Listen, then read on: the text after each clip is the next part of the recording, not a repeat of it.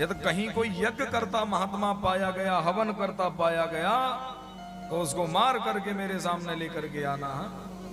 महाराज सिखाएं कटवा दी ब्राह्मणों की। महात्माओं ने जाके समझाया, देखो भाई बैन गड़बड़ मत करो, ठीक बात नहीं है ये। पर जब बैन नहीं माना तब महात्माओं ने एक हुंकार भरी, और महात्माओं की हुंकार से बैन को हार्ट फेल हो गया, तत्काल धरती में गिरा, प्राण त्याग दिया।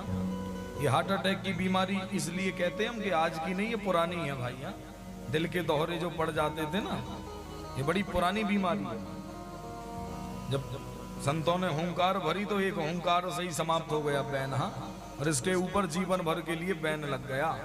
तब इसकी जंघा का मंथन किया महात्माओं ने, और जंघा से पृथु भगवान उत्पन्न हुए, प्रकट हुए।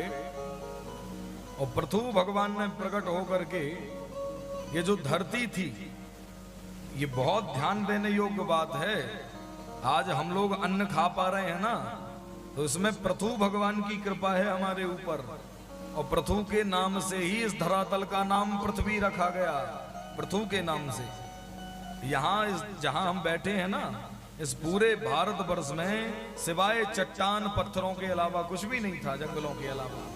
पर उन्होंने अपने पुरुषार्थ से वृषभ देव को साथ में लिया, और वृषभ देव को साथ में लेकर के स्वयं हल लेकर के दौड़ पड़े, और बड़ी बड़ी चट्टानों को अपने पुरुषार्थ से फाड़ करके और जमीन को समतल करके, और मां भगवती पृथ्वी से बीज मांगा और उस बीज को बोया, और बो करके फिर पुनः खेती की।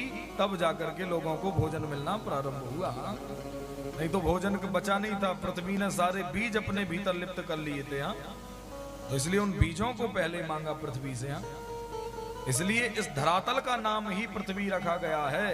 पृथु के कृपा पात्र हम सब हैं भाई। तब पृथु भगवान के पुरुषार्थ से यह भूमि समतल हुई। आगे फिर यह चर्चा हो गई केवल महाराज मनु के एक बेटा की। एक हुए प्रियव्रत, एक हुए महाराज उत्तानपाद। तो प्रियव्रत जो थे वो भी बड़े भागवत थे, धर्मनिष्ठ अनुष्ठान यज्ञ करते थे, परंतु पशुओं को हिंसा देने वाले यज्ञ करते थे। जीव की हिंसा करके और उसमें डाल देते हवन में। और आजकल कुछ लोग ऐसा करते भी हैं, ये समझ लो। तंत्र और ये उल्टी सीधी व्यवस्थाओं के नाम पर इच्छा पूर्ति स्वयं की करना होता है, और प्रायः जीव की बलि चढ़ा देते हैं।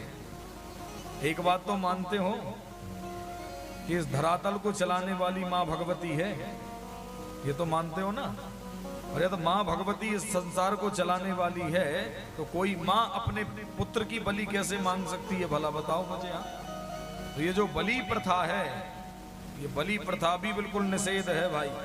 हमारे धर्म शास्त्रों में ऐसा कहीं पर भी नहीं है। ये तो उनके यहाँ होता है, लगा के घूमते हैं टोपी, उसको क्या कहते हैं वो, काट करके जो भी बोलते हो, हलाल फलाल जो भी बोलते हो भाई। हम ज्यादा काहे को गंभीर स्पष्ट ना बुलवाओ, पर ये समझ लो कि जिनके घर में आज यदि बलि दी जा रही है, तो वो उनसे मिलते जुलते लोग हैं, वो सनातनी हिंदू नहीं हो सकते। ये बात मान लो और स्वीकार कर लो तुम लोग। ये तो मानना पड़ेगा भाई, वो उन्हीं से मिलते जुलते लोग हैं। हमारे धर्म शास्त्रों में, हमारी सनातन संस्कृति में कहीं पर भी जीव की हत्या नहीं बतलाई गई है।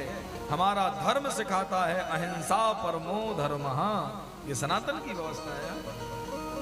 अब इसको स्वीकार आदमी करे अथवा ना करे, उससे कोई फर्क पड़ता नहीं है, परंतु अहिंसा परमो धर्म हमारे धर्म संस्कृति के अनुसार